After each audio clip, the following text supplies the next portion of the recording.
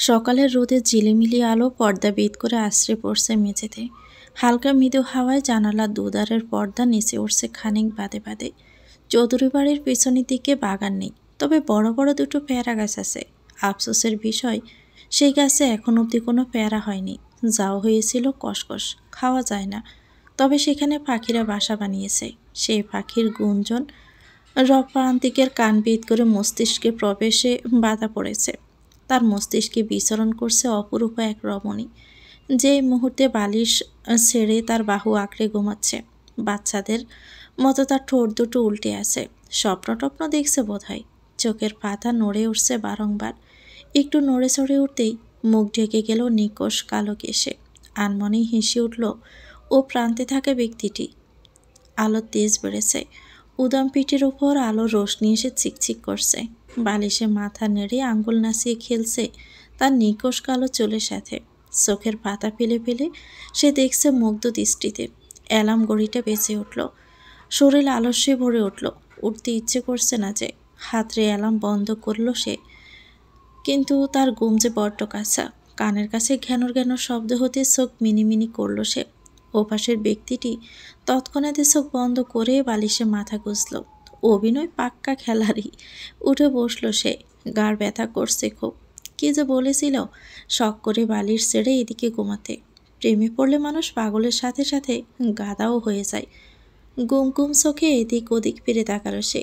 ঘুমন্ত মানুষটির মুখখানি দেখতে সমস্ত কষ্ট ভুলে গেল চট করে। শরীর আবারও এলিয়ে দিল বিছানায়। উপর হয়ে দেখতে লাগলো তাকে। হাতের আঙ্গুল দিয়ে ঘুরিয়ে নাচিয়ে দেখছে তাকে। চেহারা চারদিকে আঙ্গুল দিয়ে নাচিয়ে যাচ্ছে কেবল। দেখতে দেখতে আঙ্গুল এসে ঠেকল ঠোঁটের কাছে। লজ্জায় শিহরে উঠল পুরো শরীর। মুখ টিপে হেসে উঠল সে। লজ্জা শরমের মাথা না খেয়ে হাত সরিয়ে নিতে গেল। তৎক্ষণাতে হাত কামড়ে ধরল সে। আতকে উঠল আসমকা। মুখ ফুটে উচ্চারণ করল, ইস। হাতের আঙ্গুল অন্য হাতের মুঠোয় নিয়ে নিল। ব্রজগোল কুচকে আছে তার। ব্যথায় বোধহয় পেয়েছে। এভাবে কামড়ে কেউ ধরে? বেপরোয়া ভঙ্গিতে সে হাসছে। চোখ মুখ কুচকে উঠল আরও। অভিমানী হয়ে উঠেছে ভীষণ। মুখে অন্ধকার নেমে এলো। চলেই যাবে সে। আসমকা হেঁচকা টানি তাকে কাছে আনল সে। তার উদাম বুকের উপর আশ্রে পড়ল সে। দু হাতে শক্ত করে আষ্টে পিষ্টে জড়িয়ে নিল তাকে। মুখে দুষ্ট মিষ্টি হাসি। এবার যাবে কোথায় তুমি? নরম মিশ্রণ বুকের উপর হাতটা রাখল শক্ত করে। ছাড়িয়ে নেওয়ার বহু চেষ্টা ইতিমধ্যে ব্যর্থ। এত বড় একটা ভালুকের সাথে তার পিস্কুর পেরে ওঠা যায় না। বুকের মধ্যে মারল কয়েকটা কিলঘুষি। মুখের রঙও বদলে গেল। ছেড়ে দিয়ে আঘাতের স্থান আঁকড়ে ধরল। ভাবটা এমন যেন ব্যথা পেয়েছে খুব। বিচলিত হয়ে উঠল তার মুখখানি। রমণীর চঞ্চল দৃষ্টি এদিক ওদিক ছুটোছুটি করছে। অপরাধ বোধে চোখে অশ্রু জমেছে দ্রুত বেগে। সে কি আর ব্যথা দিতে চেয়েছিল নাকি? প্রিয় সোনা বউয়ের চোখের জল তার সহ্যই হলো না। ফিক করে হেসে উঠল সে। আহ্লাদে সুরে বলল, আহ, মজা করছিলাম। কি করো কি? এই সকাল সকাল আমার সোনা বউয়ের চোখের জল দেখব নাকি? থামো বলছি। এই বউ। প্রিয়তার অভিমানী মন মানতে চায় না। আঘাতের জায়গাটা হাতের নরম স্পর্শে একটু পরখ করে দেখে নেয়। ফিরে চায় সে মুখখানির দিকে। হাতের বুড়ো আঙ্গুল দিয়ে কপালে সে ক্ষত আওড়ায় গভীর যত্নে। মনের মধ্যে ব্যথার দানা যেন দল বেঁধে ছুটোছুটি করে। মুখটা নামিয়ে সাফার স্বরে বলে উঠল, আমার জন্য আপনি সবসময় কষ্ট পান তাই না? কতগুলো আঘাতের চিহ্ন। বারবার আমি আঘাত দিই আপনাকে। না, সকালটা বেশ ইমোশনাল হয়ে যাচ্ছে। এ মেয়ে আবার নির্ঘাত ঠোঁট ভেঙে কেঁদে ফেলবে। এসব হতে দেওয়া তো যায় না। সে উঠে বসল। দুহাতে তার মুখশ্রী আগলে নিল শক্ত দুহাতের নরম তালুতে। সাপের মতো বেঁকে বেঁকে যাচ্ছে তার দেহ। পরম যত্নে বলে উঠল, আঘাতগুলোই দেখেছ? ভালোবাসা দেখলে না? আমার সারা জীবনে যে ভালোবাসা পাওয়ার জন্য ব্যাকুল ছিলাম, তা যে তুমিই পূরণ করলে। ওসবের কি কোনো দাম নেই? চোখের অশ্রু টলমল। এই কেঁদে দিল বলে। যাহ, এমন সকাল তো সে চায়নি। দ্রুত চোখের অশ্রু মুছিয়ে নিল। আলিঙ্গন করে নিল পুরো দেহকে। স্নিগ্ধ স্বরে বলে উঠল, প্লিজ বউ, কেঁদো না। তোমার ভারী ভারী মুখ দেখলে আমার দিনটাই মাটি হয়ে যাবে। অগত্যাই তাকে কান্না থামাতে হলো। নিজের জন্য না হলেও তার জন্য। প্রান্তিক চৌধুরী 3 আঙ্গুলে তার থিতনতি হাত রাখল। চুমু খেলো চোখের পাতায়। কোনো এক অলৌকিক শক্তি যেন টানছে তাদের। চুম্বুকের ন্যায় সে আগাচ্ছে। আসন্ন ঘটনার উপস্থিতি পেয়ে চোখজোড়া বন্ধ করে নিল সে। দুই প্রান্তের অদর সুই সুই। হঠাৎই ফোনটা বেজে উঠল ঘর কাঁপিয়ে। মুঠের 12টা বেজে গেল চট করে। ফোন আসার আর সময় পেল না। শুভ কাজটা এই হতো বলে। ওমা দেখো, তার সোনা বউ খুশিতে আবার হাসছে। এত খুশির কি আছে? তাকে না জ্বালিয়ে তার শান্তি হয় না না। অতঃপর একরাশ বিরক্তি নিয়ে ফোন ধরল। না হলে তা আর থামবে না। রাফির ফোন ধরার বিন্দুমাত্র কোনো ইচ্ছে নেই। পেলে আসা কাজ পূরণে অদ্ভুত আকাঙ্ক্ষা তাকে ঘিরে রেখেছে। কে শুনে কার কথা? ফোন তো বেজেই যাচ্ছে। রাফিও আস্ত একটা নাছোড়বান্দা। ফোন ধরতে ওপাশ থেকে ঝড়ের গতিতে সে বলে উঠল, আরিনা শেখের জ্ঞান ফিরেছে। কথাটা এত জোরে বলল যে প্রিয়তা অবধি শুনল। সে অদ্ভুত দৃষ্টিতে চোখ মেলে তাকিয়ে আছে। এক অন্যরকম বাহানা তার চোখে মুখে। প্রান্তিক চৌধুরী না করবে কিভাবে? হাসপাতালের বাহিরে দুইজন। প্রিয়তা তার বাহু আঁকড়ে ধরে আছে। মোটামুটিভাবে তাকে জোর করিয়েই আনা হয়েছে, না হলে প্রান্তিকের বিন্দুমাত্র ইচ্ছে ছিল না আসার। ওসব ঘটনার পর তার মুখ দেখলেও মাথা গরম হয়ে যাওয়ার কথা। সেখানে তার বউ ধরে বেঁধে নিয়ে এসেছে। মানাও করতে পারবে না, গলায় কাটা বেঁধে যাবে যে। তবে এসেও ভালো হয়েছে, একজনের সাথে আলাপের বেশ ইচ্ছে আছে। ইজান শিকদার, নিশ্চয় সেও আসবে এখানে। দুজনেই একসাথে এগিয়ে যাচ্ছে। পা মিলিয়ে হাসছে প্রান্তিক। তার চোখ নিচের দিকে প্রিয়তার হাঁটার পথ দেখছে। সে আর একটু দ্রুতই হাঁটে কিনা। পা মিলিয়ে সমান তালে হাঁটতে বেশ বেগ পেতে হচ্ছে। আচমকা থেমে গেল সে পা। প্রান্তিক চৌধুরী পা থেকে মাথা অবধি পরক করে চোখে মিলিয়ে ব্রু নাচালো। অর্থ কি হলো? প্রিয়তার চোখ মুখ স্বাভাবিক, কিন্তু ভিতরে ভিতরে সে খুবই অস্থির। আজ এখানে এসেছে একটা হ্যাস্ত করতে। এভাবে হয় না। আজ আরিনা শেখের সাথে কথা বলে একটা মিটমাট করতেই হবে, নয়তো কদিন চলবে এই খেলা। আবারও শোধাই। এবার ইশারা নয়, মুখেই বলল, কি হয়েছে? আমায় কথা দিন। কি কথা? ইজান শিকদারের সাথে আপনি কিছু করবেন না। তাচ্ছিল্য করে হাসল সে। অন্য হাত প্যান্টের পকেটে ঢুকিয়ে দিয়ে সাদা শার্টের উপর কালো ব্লেজার পরা সে। ব্লেজারের পাক দিয়ে সাদা শার্ট উকি দিচ্ছে। মুখে ফিকে হাসি। তুমি পাগল হলে? না, আপনি কথা দিন। যা হয়েছে হয়ে গিয়েছে। আমি চাই না আর কিছু হোক। এবার আপনি তাকে কিছু করবেন, সুযোগ বুঝে সে আবারও আপনার ক্ষতি করবে। এভাবে করে পালা তো চলতেই থাকবে। একজনকে তো থামতে হবে বলুন। মুখে মেঘে হাসিটা সে বজায় রাখল। মুখ গড়িয়ে নিল সামনে। ঠিকই ধরেছে, ইজান শিকদার তো তার সামনেই, মুখোমুখি শত্রু। আবারও দৃঢ় কণ্ঠে বলে উঠল, আর মরে গেলে? মরে গেলে তো শত্রু রইল না, একেবারেই খতম। রীতিমতো আটকে উঠল সে। এক জটকায় হাত ছেড়ে দিয়ে এক পা পিছিয়ে গেল। চোখ মুখ শুকিয়ে এসেছে। বিবর্ণ ফ্যাকাশে তার দৃষ্টি। কোটরে মণি দুটি নিশ্চল, প্রাণহীন। এত ভয়ঙ্কর কথা কেউ বলতে পারে বুঝি? হাসপাতাল হচ্ছে সবচেয়ে ব্যস্ততম জায়গা, অথচ কোলাহল কম। বিনা বাক্যে এখানে সবসময় চাপা অস্থিরতা কাজ করে। এই ডাক্তার সুরসে তো এই নার্স। এক একটা জীবন ভীষণ দামি হয়ে ওঠে এখানে। একটা পর্যায়ে নিজেকে যা তুচ্ছ মনে হয়, তারা যদি একটি বার দেখত তার জীবনে সে সময় কতগুলো মানুষ সুরসে অহর্নিশ। তাকে বাঁচিয়ে তোলার ব্যাকুল আবেদন। একটি মাত্রই তো জীবন, এত তুচ্ছ তাচ্ছিল্য করে লাভটা কি? জীবন মূর্ছা গেলে আচমকা সকলের কাছে দামি হয়ে ওঠার ব্যাপারটা আজও একটা রহস্য। এই রহস্য প্রকৃতি পছন্দ করে দারুণভাবে। আরিনা শেখের জ্ঞান ফিরেছে কয়েক ঘন্টা হবে। ডাক্তার দুবার এসে চেক আপ করে গেছে। তৃতীয়বার খুব জলদি আসবেন। প্রথমে এসে দেখেছেন স্মৃতিশক্তি ঠিক আছে কিনা, বেঁচে আছো তো, আবার জ্ঞান হারাবে না তো। পরের বার এসে দেখলেন শরীর নাড়াতে পারছে কিনা। একটু কষ্ট হলো, কিন্তু হাত নাড়াতে সক্ষম হলো। কিছুদিন হুইল চেয়ারে থাকার উপদেশ দিয়ে আপাতত বিদায় নিয়েছেন। তৃতীয় উপদেশ আসছে বলে। জ্ঞান ফেরার পর ইজান শিকদারকে দেখছিল, এখনও সেই আছে। মাঝে একবার মাকে দেখল, এত বিরক্তি ঠেকল, কানের কাছে কান্নাকাটি। মেয়েটা সবে সবে চোখ মেলে তাকিয়েছে, এখনই তার কান্নাকাটি করতে হবে? বিরক্ত হয়ে আরিনা নিজেই বলেছে বেরিয়ে যেতে। যত কান্না আছে বাহিরে বসে কাঁদুক, শেষ হয়ে এলে এসে দেখা করে যাবে।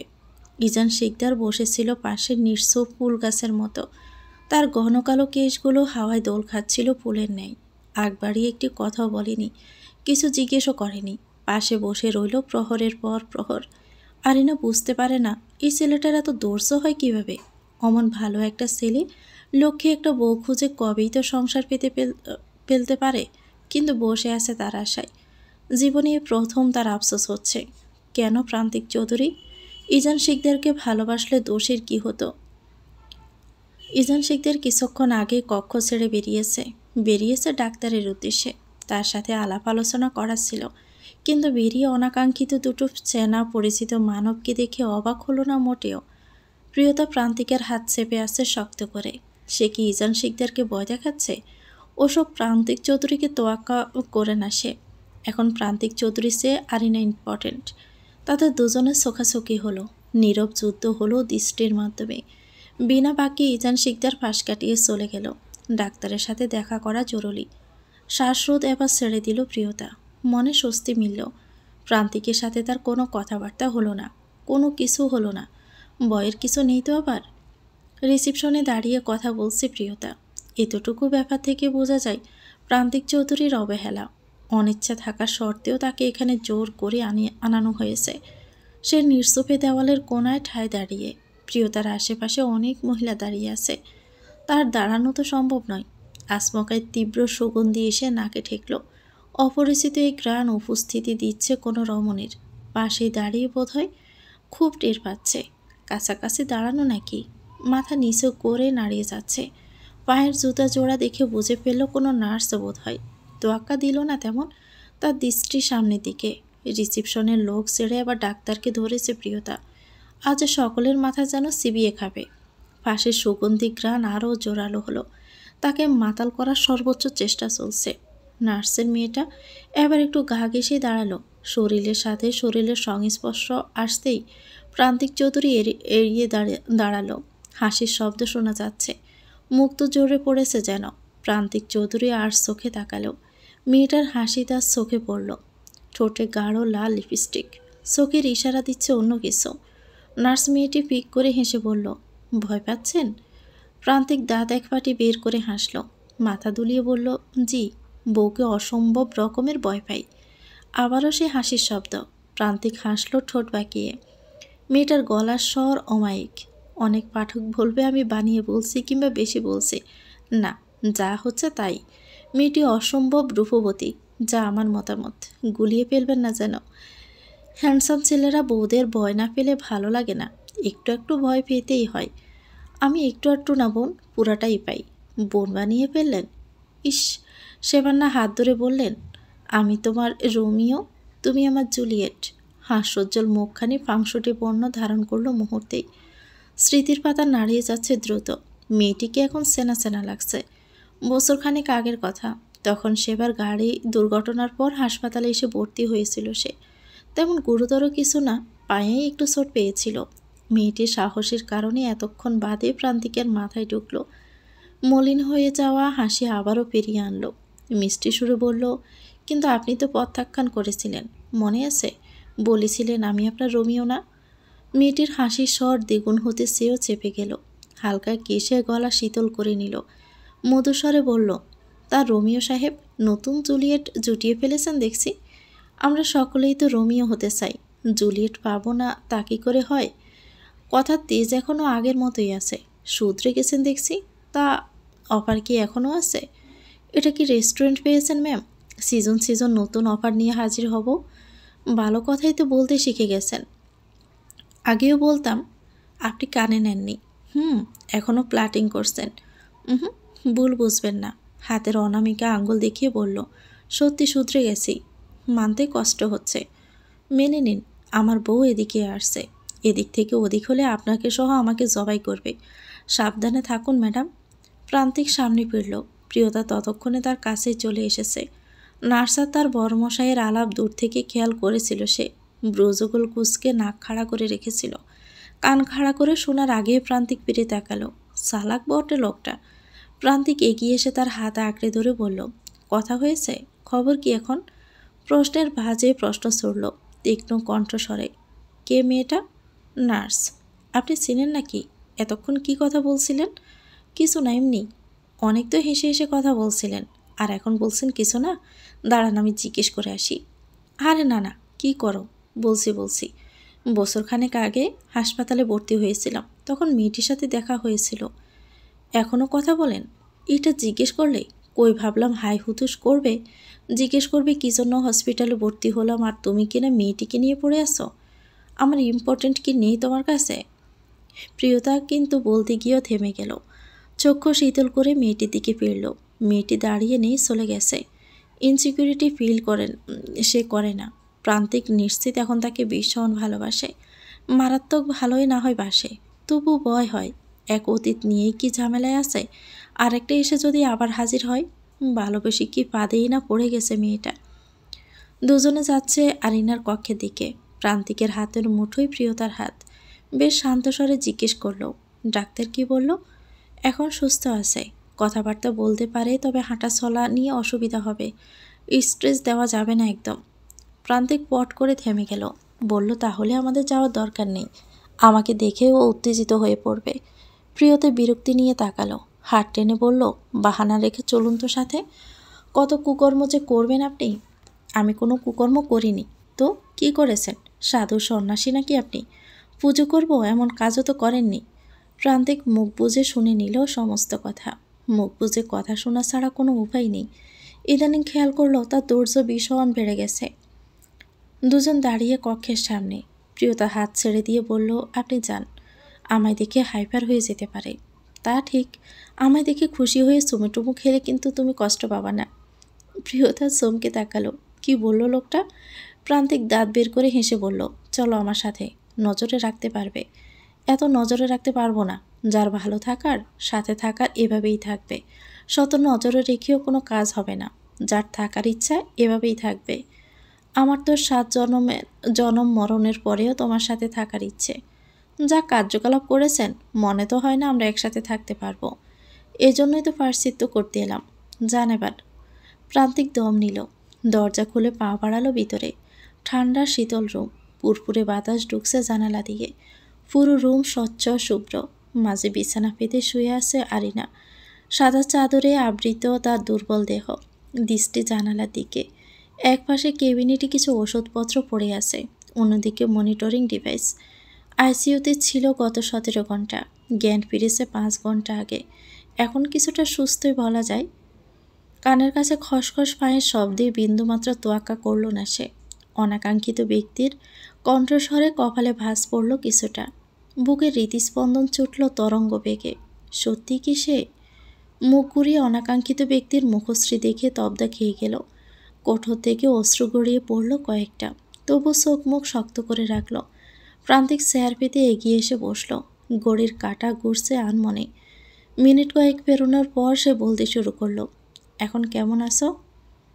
ভালো। কণ্ঠ শান্ত, শীতল, নিষ্প্রাণ, যেন কোনো আগ্রহ নেই। প্রান্তিক ঠোঁট কামড়ে আছে। এমন পরিস্থিতিতে কখনো সে পড়েনি। কি বলবে বুঝে উঠতে পারছে না। অপরিচিত পরিবেশে মানিয়ে নিতে সময় লাগলো বেশ। আরিনা চাইছে প্রান্তিকের উপস্থিতি ভুলে যেতে, কিন্তু নিঃশ্বাসের শব্দ বারবার উপস্থিতির জানান দিচ্ছে। অতঃপর সে নিজে থেকে বলল, তুমি এখানে? হ্যাঁ, তোমায় দেখতে এলাম। নিজ থেকে হঠাৎ? আসতে চাইনি, ও জোর করে নিয়ে এসেছে। বলেছে এখানে তোমার পরিস্থিতির জন্য একটু হলেও আমি দায়ী। আরিনা উপরে তাকালো। চক্ষুতে কেবল সাদায় আবৃত কংক্রিটের দেওয়াল। কণ্ঠে রুক্ষতা এসে ঠেকল, কেউ না, আমি বুঝি দায়ী। এখন বুঝছি কাউকে সর্বস্ব দিয়ে ভালোবাসতে নেই। কিছুক্ষণ দম নিয়ে বলেই ফেলল কথাটা, আমি তোমার কাছে মাপ চাইতে এসেছি। ও তোমায় জোর করে আনলো বলে? না, আমিই বলছি। আরিনা ঘুরে ফিরল। বহুদিন বাদে তার চেহারা দেখল। ওই তো ঢেউ খেলানো চুলগুলো সাজিয়ে রেখেছে শক্ত করে। মুখে তার সবসময় দুষ্টুমি একটা ভাব থাকে। ভাব গম্ভীরতা বলতে কখনোই ছিল না। সব কিছুতেই খেয়ালিপনা, বেপরোয়া ভাব, কোনো কিছুতেই যায় আসে না যেন। বাদামি রঙের চোখ জোড়া সর্বক্ষণ যেন কিছু বলার প্রয়াস করে। একটু বাদে বাদে ডোক গিলে সে। চোখের পাতার বারংবার উঠানামা বোঝায় ভিতরে ভিতরে কতটা সে অস্থির। মুখশ্রীতে একই, আগের মতোই, তাও কেন চিনতে কষ্ট হচ্ছে। আরিনা মুখ ফিরিয়ে নিল, হেসে বলল, তোমায় আমি চিনি না। এই প্রান্তিক চৌধুরীকে আমার বড় অচেনা লাগে। সত্যি বলছো? আজকাল আয়নাতে নিজেকে দেখেও চিনতে পারি না। মস্করা করছো? না, করছি না। আরিনা, এই পৃথিবীতে কত মানুষেরই বিচ্ছেদ হয়, বিরহ সবারই থাকে। সব বিচ্ছেদ কি প্রতিহিংসার দরকার? জানি না, আমি জানতে চাইনি। প্রান্তিক উঠে দাঁড়ালো, শব্দ করে নিঃশ্বাস ফেলে বলল, আসছি আমি। বলে আর দাঁড়ালো না, উল্টো পথে পা বাড়ালো। আরিনা সাহস হয় বলে উঠল, আমার মনে হয় আমি তোমাকে আর ভালোবাসি না প্রান্তিক। প্রান্তিক ফিরে তাকালো না, ওপাশ থেকে বলে উঠল, ভালো, এটাই তো দরকার। হ্যাঁ, তোমার খুব প্রয়োজন ছিল। তোমার কি ছিল না? জানি না, আমরা অপ্রয়োজনীয় কাজ বেশি করে থাকি। সে হাসলো বুঝি ঠোঁট বাঁকিয়ে, নরম স্বরে বলল, খেয়াল রেখো। অতঃপর বেরিয়ে গেল। আরিনা আবারও দৃষ্টি বেড়ালো জানালার দিকে। ঠোঁট কামড়ে অশ্রু আটকানোর ব্যর্থ চেষ্টা করছে খুব। কথা শুনলে হয়। প্রান্তিক চৌধুরী হাসপাতাল ছেড়ে বেরিয়ে এলো। প্রিয়তা আগে থেকে গাড়িতে বসা ছিল। প্রান্তিককে গাড়ির কাছে আসতে দেখে চাপা দীর্ঘশ্বাস ফেলল। তাদের মধ্যে আদৌ কি কথা হলো, কত দূর হলো, এসব কিছুই জিজ্ঞেস করলো না। প্রান্তিকও আগ বাড়িয়ে কিছুই বলল না। গাড়ি চলছে ধীর গতিতে। ফ্লাইওভারে উঠতেই গাড়ির গতি বেড়ে গেল হুট করেই। প্রিয়তা তার বাহু আঁকড়ে চোখ বুজে নিল। ঘুমিয়ে পড়েছে বোধহয়। গাড়ির গতি ফের কমিয়ে আনলো সে। চোখ মুখ শক্ত করে নিল আচমকা। গাড়ির কাছের রগ স্পষ্ট ফুটে উঠেছে রাগে। ডান হাতে গাড়ি ড্রাইভ করছে, বা হাতে ফোনটা নিয়ে কাউকে মেসেজ করছে বিদ্যুতের গতিতে। ইজান শিকদার এখনও হাসি খুশি আছে, সুস্থ আছে। সে এত ভালো না যে তার সুস্থতা কামনা করবে। এসব চোখে দেখা যায় না। ইজান শিকদার এসে ঢুকলো আরিনার কক্ষে। আরিনা শেখ তখন ঘুমাচ্ছে। নিঃশব্দে টুল টেনে তার বিছানার পাশেই বসলো সে। প্রহর কাটল, আরিনার ঘুম ভাঙল। সে ফিরে তাকালো। প্রান্তিককে প্রথমে নজরে পড়ল তার। ঠোঁটের কোণে কিঞ্চিত হাসির রেখা দেখা গেল। ইজান শিকদার মাথায় আলতো করে হাত বুলিয়ে বলল, কেমন লাগছে এখন? ভালো। আমি আজ একটা কাজ করেছি জানো তো? কি? প্রান্তিককে বলে দিয়েছি আমি তাকে আর ভালোবাসি না। সত্যি কি তাই? আরিনা ঠোঁট চেপে ধরল, চোখ মুখ শক্ত করে বলল, হ্যাঁ, ওটাই। মানসিক চাপ আর নিতে পারছি না। আমি হেরে গেছি, খুব বাজেভাবে হেরে গেছি। নিজের কাছে নিজেই এত নিচু হয়ে গিয়েছি যে। সে শেষ করতে পারল না। হাঁপানি উঠে গেল বোধ হয়। হম্বিতম্বি করে ইজান শিখতে তার হাত চেপে ধরল। ঠিক আছে, ঠিক আছে, জোর করে কিছু করার দরকার নেই। সময়ের সাথে সাথে সব কিছু ঠিক হয়ে যাবে। বুক ভরে শ্বাস নিল আরিনা। ইজানের হাতটা শক্ত করে ধরে নিল। অশ্রুসিক্ত নয়নে ফিরে চাইল তার মুখশ্রীর দিকে। আবদার করল, তুমি ছেড়ে যাবে না তো আমায়? কণ্ঠস্বর কাঁপছে, মনে হচ্ছে অন্যায় কোনো আবদার। ইজান শিকদার মুচকি হেসে উঠল। মুখ ফুটে জবাব দেওয়া দরকার নাই, চোখ যে মনের কথা বলে। রাতে একটা জরুরি কাজে ইজানকে বের হতে হলো। যাবে আর আসবে। ততক্ষণে আরিনার সাথে তার মা সাথে থাকবে। ইজান দ্রুত গতিতে পা ফেলে গাড়ির কাছে যাচ্ছে। ঢুকে গাড়ি স্টার্ট দিল। বেশ তাড়াহুড়ো, সময় নষ্ট করার সময় যেন হাতে নেই। গাড়ির গতি বাড়িয়ে মেন রাস্তায় উঠে গেল। মেন রাস্তার উপর দিয়ে গাড়ি যাচ্ছে বাতাসের বেগে। আশেপাশে গাড়ি কম। ঢাকা শহরে এই চিত্র সহজে মিলে না। দূরের ল্যাম্পপোস্টগুলোকে আকাশের তারার মতো মনে হচ্ছে। কাছে আসতেই মিলিয়ে যাচ্ছে। অন্ধকার আলো ঢেকে দিচ্ছে। সামান্য এই দুটি অন্ধকার সরিয়ে দিতে ভীষণভাবে ব্যর্থ। ইজানের বাঁ হাতে ফোন, ডান হাতে গাড়ি ড্রাইভ করছে। চোখ সামনের দিকে। হঠাৎই দেখলো সামনের দিক থেকে উল্টো পথে দ্রুত গতিতে গাড়ি তার দিকে ধেয়ে আসছে। সেকেন্ডের মধ্যে চমকে উঠল। কপালে ভাঁজ পড়ল। গাড়ির হ্যান্ডেল ঘুরিয়ে গাড়ি সরিয়ে নিল। তক্ষুনি পিছন থেকে আরেকটি বড়সড় গাড়ি এসে ধাক্কা মারল তাকে। কিছু সেকেন্ডের জন্য কন্ট্রোল হারিয়ে ফেলল সে। বোধ হলো শক্ত হাতে আবারও গাড়ির হ্যান্ডেল ধরে রাস্তায় এলো। গাড়ি সচল হলো ফের। পুরো রাস্তায় আবার শান্ত আর নীরব। আর একটু হলেই পাশের রাস্তায় গাড়ি উল্টে যেত। বড় বাসায় বেঁচে গেছে এ ভেবেই 2 মিনিট থামল। কয়েক দফা শ্বাস প্রশ্বাস গাড়ি চালাতে লাগলো আবারও। আচমকা এরই মধ্যে দুটো কালো রঙের গাড়ি এসে হাজির। একটি তার পাশে, আরেকটি পিছনে। দুই জায়গা থেকে ধাক্কা দেওয়া হচ্ছে পাল্লা দিয়ে। পাশের রাস্তার ব্লকে ধাক্কা খেয়ে দ্রুত ব্রেক কষল সে। গাড়ি দুটো আবার চলে গেছে। মাথায় চোট পেয়েছে ভীষণ। রক্ত পড়ছে গড়গড়িয়ে। শুনশান নীরব জায়গা। আশপাশে মানুষের অস্তিত্ব মেলা মুশকিল। বড় দুটো রাস্তা কেবল সোজা চলে গেছে জনসমাগমে। রাস্তা দুধারে কেবল মাঠের চিহ্ন। এখানে তাকে মেরে ফেলা খুব একটা মুশকিল কাজ নয়। কাজটা কার হতে পারে এ নিয়ে ভাবতে হবে না। প্রান্তিক তাকে ছেড়ে দিবে এই চিন্তা করাই যেন অন্যায়। আজ তার চোখ দেখে বুঝে গেছিল সুযোগ পেলে মেরে মাটি চাপা দিয়ে দিবে। মৃত্যুকে সে ভয় পায় না, কিন্তু আরিনার কি হবে? সিটে হেলান দিয়ে সে বসল। হালকে ছেড়ে দিল তবে চোখ মুখ করে মুখ খুলে শ্বাস নিচ্ছে কেবল। শরীর ক্লান্ত ভীষণ। বিপদে পড়ে সমস্ত শক্তি যেন চষে নিচ্ছে কোনো এক অদৃশ্য শক্তি। ঝাপসা শোকের সামনে তাকালো। গাড়ি আরেকটা আসছে। ছোট ট্রাক কি? স্পষ্ট দেখছে এবার। ছোট ট্রাকই তো। তার বরাবর উল্টো পথে এদিকেই আসছে। কি করবে? গাড়ি ঘুরিয়ে নিবে? হাত রাখলো হ্যান্ডেলে। গাড়ির ইঞ্জিনের শব্দ ফের পেছন পেছন ফসফস করছে, যেন সিংহের গর্জন। তার অন্তিম বার্তার আহ্বান। কিন্তু হার মানবে না। এত সহজে হার মানার পাত্র সে নয়। গাড়ির ইঞ্জিন আবারও চালু করলো। প্রখর দৃষ্টি সামনের দিকে। শক্ত হাতে হ্যান্ডেল চেপে সামনের দিকে এগিয়ে গেল। পেছনের গাড়িটাও তাকে অনুসরণ করছে। মুখোমুখি সংঘর্ষ হওয়ার আগে গাড়ি ঘুরিয়ে সাইড কেটে গেল। তবে শেষ রক্ষা বুঝি হলো না। ওদিক থেকেও যে আরেকটি ট্রাক আসছে। শক্তিশালী ওই ট্রাকের কাছে তার গাড়ি ফেরে উঠবে না। তার শক্তির কাছে হার মেনে গাড়ি পেছনে ঠেলতে লাগলো। রীতিমতো তাকে ধাক্কা দিয়ে গাড়ি পেছনে নিয়ে যাওয়া হচ্ছে। যত ইজান শিখতে চেষ্টা করুক কিনা, গাড়ির সামনে আগাচ্ছে না। ইজানের গাম ছুটে গেল। ঘাড় ঘুরিয়ে বারবার পেছন দেখছে। গাড়িটা কি তবে খাদে ফেলে দিবে? হঠাৎই গাড়ির সামনের আয়না ভেঙে কতগুলো রড ঢুকলো হৃদয় ভেদ করে। গাড়ির নরম শক্ত সিটের এপর ওপর করে বেরিয়ে গেল। বয়ার তো আঁখি দুটো কেবল স্থির গতিতে দেখছে। তার মস্তিষ্ক শূন্য হয়ে গেল। ডোক গিলছে বারংবার। পাশের সিটের এরকম হাল তারও হতে পারে। কি সাংঘাতিক হুমকি! চেতনা ফিরতে সময় লাগলো। কিছুক্ষণ আগে ভয়ঙ্করভাবে গর্জে ওঠার সময় আবারও নিশ্চুপ হয়ে গেল।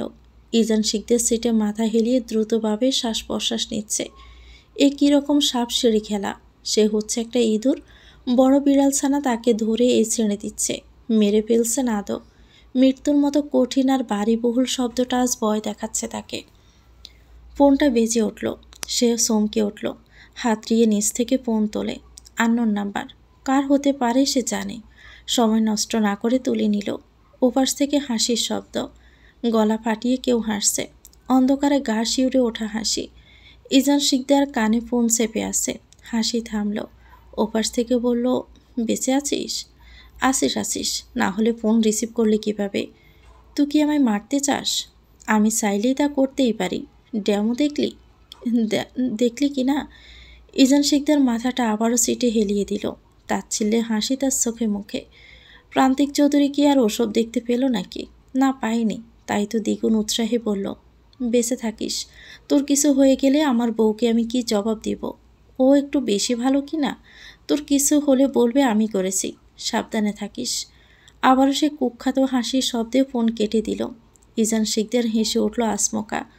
তাচ্ছিল্যের হাসি হেসে একটা সিগারেট ধরালো। গাড়ির জানালা খুলে সিগারেট ধোঁয়া শূন্যে উড়িয়ে দিয়ে বিড়বিড় করলো, আমায় বাঁচিয়ে রেখে তুই যে কত বড় ভুল করলি তা হাতে নাতে টের পাবি প্রান্তিক চৌধুরী। আবারও ঠোঁটের পাতায় সিগারেট রাখল সে। হাসি আবার তার চোখে মুখে। মান্নাতের বলা ক্যাফেতে অপেক্ষা করছে আমরিশা। এখানে আসার পর মনে হচ্ছে এখানে আসা একদমই উচিত হয়নি। কেনই বা মান্নাতের কথা শুনে এখানে আসতে গেল? মান্নাত কেমন সে জানে না। ফুল প্লে বয় টাইপের নাকি গ্রিন ফ্ল্যাগ? এই ব্যাপারখানা তাকে দ্বিধাদ্বন্দ্বে ফেলে দিচ্ছে। প্রেম সে করছে না, তবুও অনুভূতির আদান প্রদান তো করছে। দুর্বল মনের অধিকারিণী সে নয়, কিন্তু মন যে তাকে দেখলেও ছটফট করে। অন্ধকারে নিজেকে হারিয়ে ফেলার আগে চোখ কান খোলা রাখতে হয় যেন। মান্নাতের সাথে আছে আজ বেশ কয়েকবার দেখা সাক্ষাৎও হয়েছে। ফোন আলাপ তো অসংখ্যবার। ভুল সে প্রথমেই করেছে। ফোন আলাপ করা উচিত হয়নি। তোল্লাই দিয়ে ফেলেছে অনেক। মান্নাত ভেবেই নিয়েছে তারা প্রেম করছে, তাই তো এমন অধিকার বোধ দেখাচ্ছে। অবশ্য মান্নাতকে তার খারাপ লাগে না, এজন্যই তো দুর্বল হয়ে পড়ে প্রতিবার। লোকটা ঠিক জানে কিভাবে ইমপ্রেস করতে হয়। ভয়টা এখানেই। একবার ফাঁদে পা দিয়ে ফেললে বের হওয়া মুশকিল। প্রেমে পড়ার আগে সকল ছেলেই ভালো। সবাই গ্রিন ফ্ল্যাগ মোটে। গার্লফ্রেন্ড ছাড়া কিছু বোঝে না। অন্য মেয়ে কী জিনিস বোঝেই না, খায় না, মাথায় দেয়, এমন একটা হাবভাব। একটাবার প্রেমটা হয়ে গেলেই তখন আর পাত্তা পায় না। এসব সে জানে। বান্ধবীদের অনেক দেখেছে। প্রেমিকের শোকে রাত ভোর কান্নাকাটি করে চোখের নিচে ডার্ক সার্কেল করে ফেলতে। যাক বাবা, তার সেই ডার্ক সার্কেল নেই, কিন্তু এই মান্নাতের ফাঁদে পড়ে হতে কতক্ষণ। না, আর ভাবতে পারছে না, মাথায় জটলা পাকিয়ে ফেলেছে। কোল্ড কফি শেষ করে টাকা দিয়ে বেরিয়ে গেল সে। মান্নাতে সে দূরে থাকাই ঢের ভালো। লাভ ম্যারেজ তার জন্য নয়, মানুষ চিনতে একদম কাঁচা। মা বাবা মিলে অ্যারেঞ্জমেন্ট ম্যারেজ দিলেই সে খুশি। একদম প্রেম প্রেম তার দ্বারা হবে না। একা রাস্তায় ছুটে ছুটে হাঁটছে। সামনের বাস ধরে এখান থেকে বেরোতে হবে মান্নাতের আসার আগে। দেখে ফেললে সর্বনাশ। সামনের বাসও ছুটে চলে যায় অবস্থা। বাস ধরতে আমরিশা ছুটে চলল। আচমকা হাওয়ার বেগে গাড়ি থামলো তার সামনে এসে। তাল সামলাতে না পেরে পড়ে গেল মাঝ রাস্তায়। বাস ছুটে পালিয়ে গেল ততক্ষণে। হম্বিতম্বি করে গাড়ি থেকে বেরোলো এক সুদর্শন। আমরিশা তখনও মাঝ রাস্তায় ধুলোবালিতে গড়াগড়ি খাচ্ছে। সুদর্শন পুরুষ শরীর বলি গাইতে গাইতে হাত বাড়ালো। আমরিশা ফিরে চাইল তার দিকে। সূর্যের তীর্যক কিরণ এসে পড়ছে লোকটার উপর। মুখ দেখার জো নেই। আমরিশার চোখ দুটো ছোট ছোট করে ফেলল। একটা কালো সানগ্লাস ছাড়া আর কিছুই দেখতে পারছে না সে। হাত ধরতে দিতে থাকা সত্ত্বেও উঠে দাঁড়ালো সে। হাতে চোট পেয়েছে ভীষণ। ছেলেটার মুখে এখনও সরির বুলি ফুটছে। আমরিশার রাগে মাথায় পেটে যাচ্ছে। এত অনুশোচনা হলে ড্রাইভ করার সময় সব কোথায় রেখেছিল রে? লোকটা এবার সানগ্লাস খুলে বিনীতি হয়ে বলতে লাগলো, বিশ্বাস করুন, আমার না খুবই তাড়া ছিল। বন্ধু হসপিটালাইজড, এই কারণেই আর কি। I am really sorry. আমরিশার মন বুঝে এবার নরম হলো।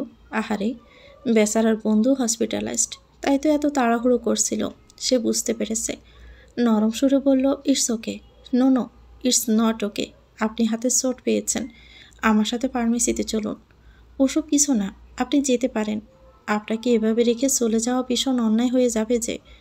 আমরিশার চোখ মুখ কুঁচকে নিল। ছেলেটাকে এখন সুবিধার মনে হচ্ছে না। ছেলেটি দেখতে সুদর্শন, লম্বা চেহারা, মৃদু হাসিতে সূর্যের কিরণ মিলিয়ে মুখটা জলমল করছে। থুতনিতে আবার খোঁচা খোঁচা দাড়িও আছে। তাদের বাসায় বলে ছাগলের দাড়ি। আপনি প্লিজ আমার সাথে চলুন। লোকটা আবার জোরাজুরি করছে ভীষণ। অপরিচিত লোকের সাথে এত সময় ধরে কথা বলাই যেন অন্যায় হয়ে দাঁড়িয়েছে আমরিশের কাছে। এটা তার স্বভাব বিরোধী কাজ। সে বিরক্তি স্বরে বলল, আপনার বন্ধু না হসপিটালাইজড, তার কথা কি ভুলে গেলেন? না না, সেখানে তো আরও মানুষ আছে। আপনার সাথে তো কেউ নেই, মানে কাউকে দেখছি না।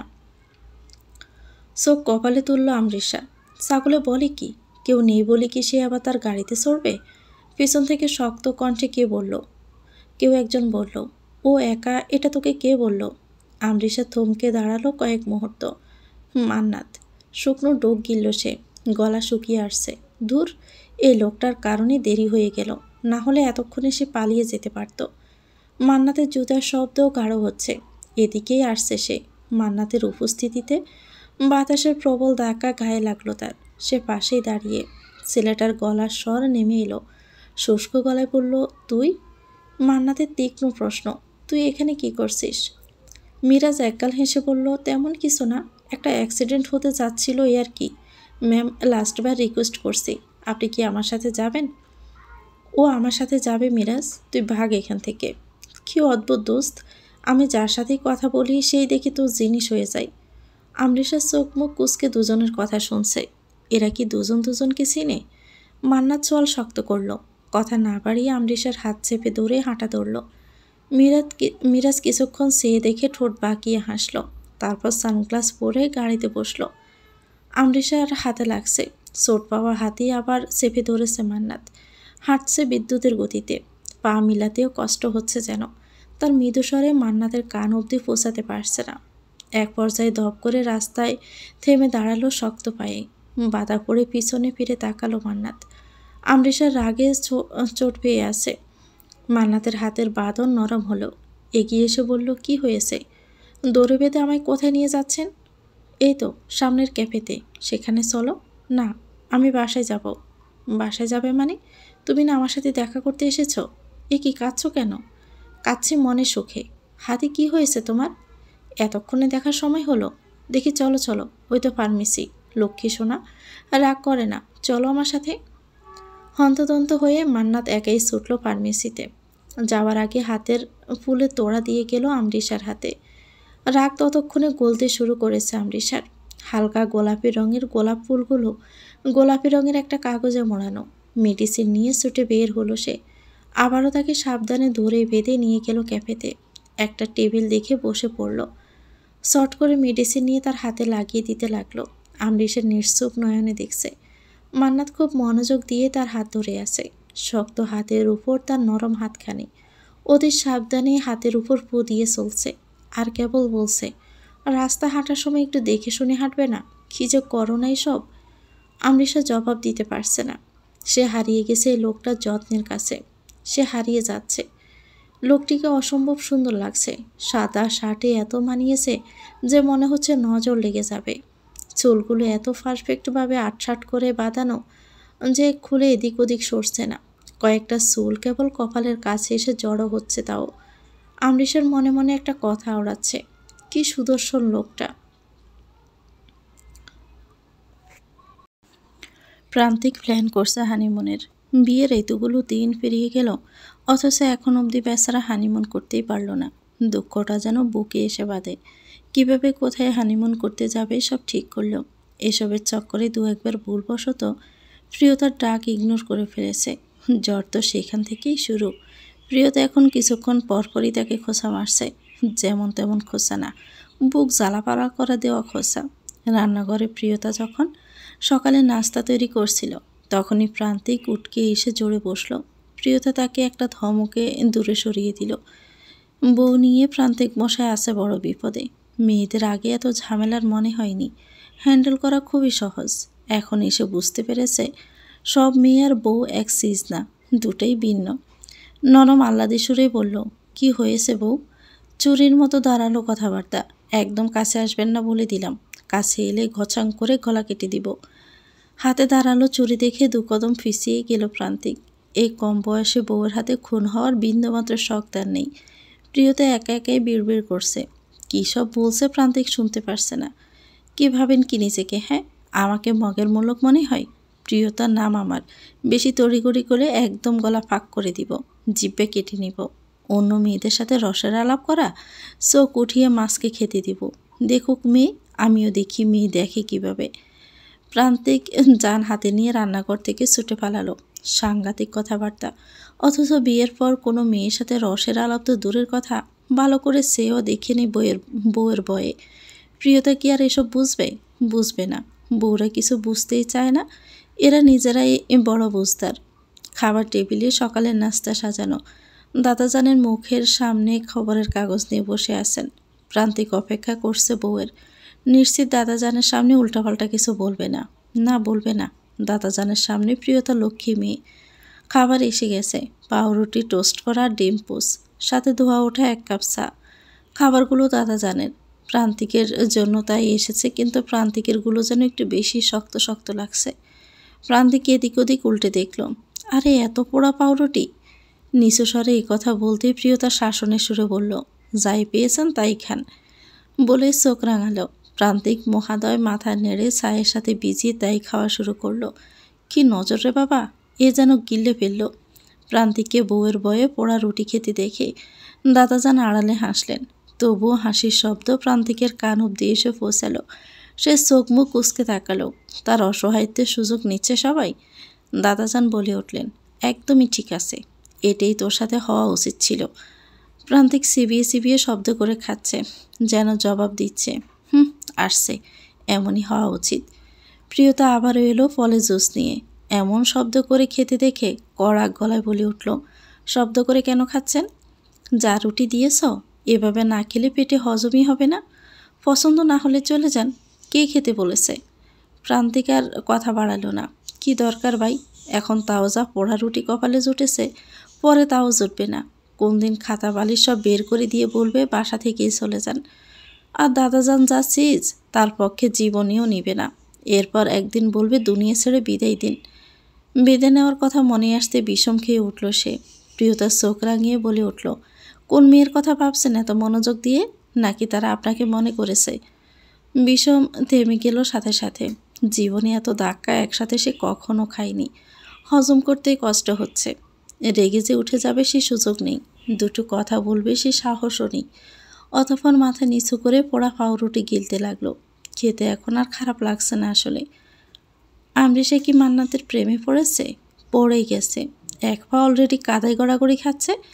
প্রেমের কাদা বলে কথা, এত সহজে ছাড়ে নাকি? মান্নাতের প্রতি সে বিষয়ে তার দুর্বলতার সুযোগ নিচ্ছে মান্নাত। মেয়েদের মন মানানো বেশ শক্ত কাজ নয়। এদের একটু কেয়ার করলেই ভালোবাসায় লুতুপুতু খায়। মান্নাতটা খুব ভালো করেই জানে। রোজ গিয়ে দাঁড়িয়ে থাকে ভার্সিটির সামনে। গেট আপও নেয় তেমন, জেল দিয়ে চুলগুলোকে আটসাট করে রাখে। পরনে থাকে ইস্ত্রি করা শার্ট।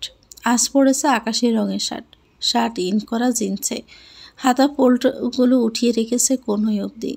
হাতে তো ফুলের তোড়া মিস করা যাবেই না। সূর্যের তির্যক কিরণে তার সাথে গাড়িটাও চকচক করছে। হিরো হিরো ভাব, তবে নায়িকার অভাব নেই।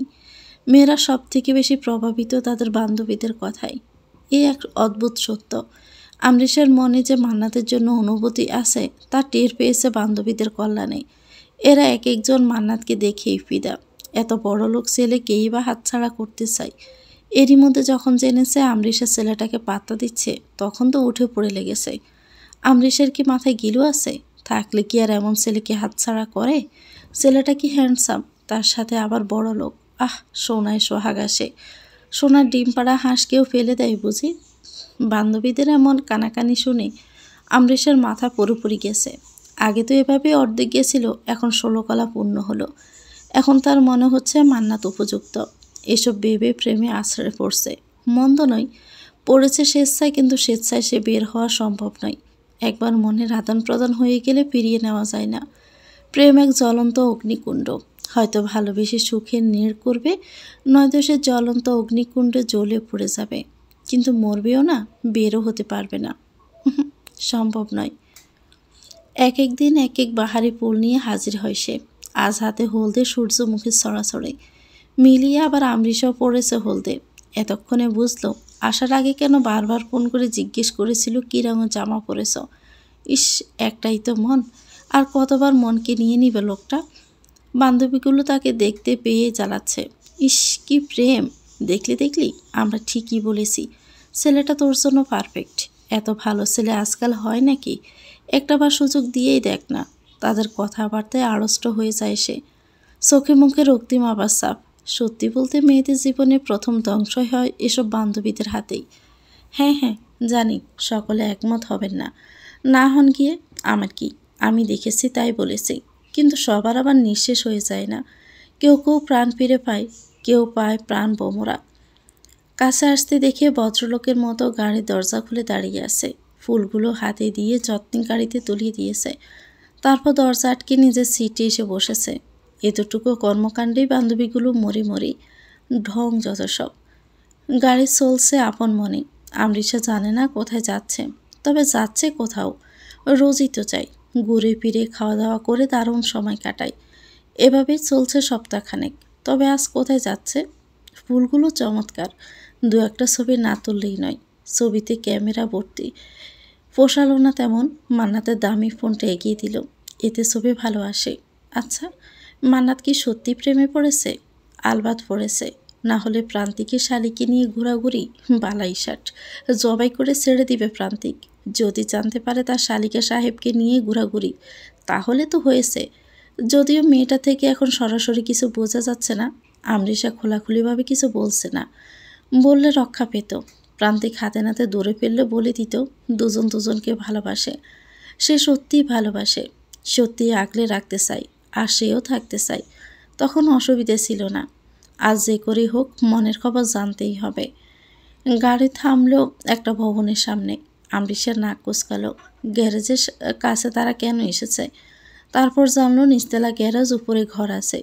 এখন সেখানেই যাবে। ঘরের কথা শুনে ভ্যাঙের মতো লাফিয়ে উঠল। সে কেন যাবে অন্যের ঘরে? মান্নাত বুঝিয়ে উঠতে পারল না। অমন ঘর না, এটা তাদের বন্ধুদের আড্ডা দেওয়ার জায়গা। আমরিশাকে দেখাতে এনেছে। দিনের প্রায় বেশিরভাগ সময়ই এখানেই কাটে তার। নিচের গাড়ির গ্যারেজও তাদের নিজস্বতায় ভয় পাওয়ার কিছু নেই। আমরিশা ভয় পাচ্ছে, সাথে লজ্জা পাচ্ছে।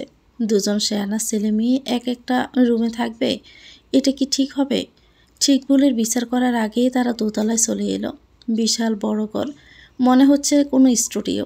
গানের গিটার পড়ে আছে, সাইডে কতগুলো আবার বিয়ারের বোতল। ওদিকে আবার গোল বিছানা, আবার পাটি পাতা, পুরোই মাছের বাজার। মান্নাত এসব দেখে মাথা চুলকালো।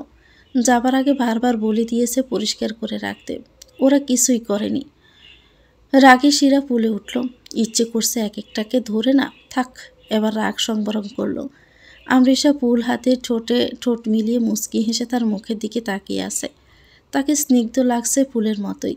মান্নাত দাঁত এক ফাটি বের করে হেসে বলল, ওদের বলেছিলাম পরিষ্কার করে রাখতে, দেখো ওরা কিছুই করেনি। ওরা কেন করবে?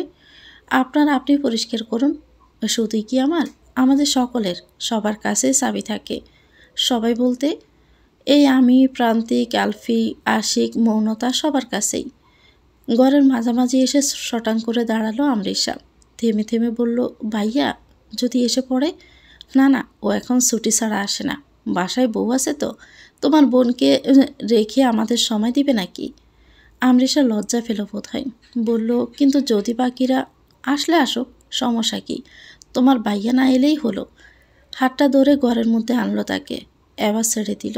গোল সাইজের বিছানার উপর আমৃষা বসে পড়ল, পাশেই রাখলো ফুলগুলো। মান্নাত কফির পানি গরম বসালো, বলল, খাবে? আমৃষা মাথা নাড়ল। সময় যাচ্ছে, দুজনের কেউই কথা বলার জন্য কিছু খুঁজে পাচ্ছে না। কেমন অদ্ভুত লাগছে, পাশাপাশি কতক্ষণ বসে থাকা যায়। কফিটাও শেষ এখন। এবার তবে আমৃষা একটু নড়ে চড়ে উঠল, ইতস্ত করে বলল, এখন তাহলে যাওয়া যাক। বলে উঠতে লাগলো। মান্নাত তার হাত চেপে ধরল। সে আবারও বসে পড়ল, তার বুকে দুঃখপুকানি বেড়ে যাচ্ছে। মান্নাত তার দিকে ফিরে বসল, হার্ট অ্যাটাক না করে ফেলে এবার। দু হাতে হাতখানে জড়িয়ে ধরে বলল, বলো, ভালোবাসো আমায়? আমৃষা চমকে উঠল। হ্যাঁ বলবে নাকি না বলবে, নাকি কিছুই না? মাথায় এখন কিছুই খেলছে না। মান্নাত পুরো 5 মিনিট অপেক্ষা করল, কোনো জবাব এলো না। নিশ্চুপতা অনেকেই হ্যাঁ বলে ধরে নেয়, তাই সে তার থুতনিতে হাত রেখে বলল, আমি কি হ্যাঁ ধরব? লজ্জায় আমৃষা মুখ তুলে তাকাতে পারছে না, হাত সরিয়ে আনতেও পারছে না। মান্নাত শক্ত করে ধরে আছে। মুখ সরিয়ে নিতে মান্নাত এদিকে ফিরালো। গালে হাতটা আলতো করে রেখে সে কাছে আসছে, অনেক কাছে। এই চুমুটুমু খাবে নাকি আবার? আমৃষার আত্মা শুদ্ধ কেঁপে উঠল। শেষ মুহূর্তে এসে মুখ সরিয়ে নিল সে। মান্নাত এটা ভাবতেও পারেনি। যখন বুঝতে পারল, লজ্জায় আর অপমানে আটকে উঠল। দ্রুত তার পায়ের কাছে হাঁটু গেড়ে বসে বলল, সরি, আমার কন্ট্রোল করা উচিত ছিল। আমৃষা প্লিজ ভুল বুঝো না, কথা দিচ্ছি আর কখনো এমন হবে না। প্লিজ আমৃষা, লক্ষ্মীটি কথা শোনো। আমৃষা লজ্জায় মুখ তুলে তাকালো না, কেবল মাথা নিচু করে মাথা নাড়ল।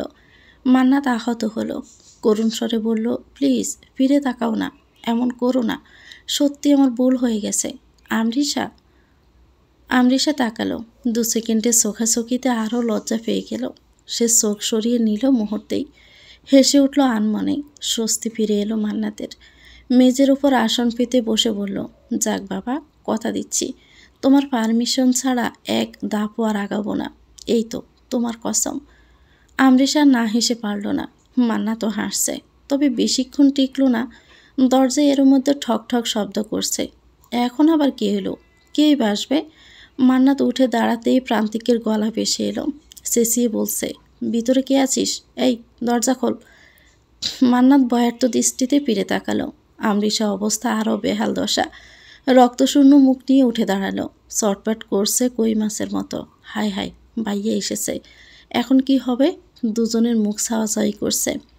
এদিকে প্রান্তিক দরজা নক করেই যাচ্ছে, এই না ভেঙে ফেলে। এখন কি যে হবে? তো ভিউয়ার্স, গল্পটির নাম হচ্ছে প্রিয়তি তুমি প্রাণ। এটা গল্পের 6ষ্ঠ অংশ। পরবর্তী অংশ পেতে চ্যানেলটিকে সাবস্ক্রাইব করে আমাদের সাথে থাকবেন। ভিডিও ভালো লাগলে একটি লাইক দিয়ে দিবেন, কমেন্ট করে জানাবেন কেমন লেগেছে। আল্লাহ হাফেজ, আসসালামু আলাইকুম।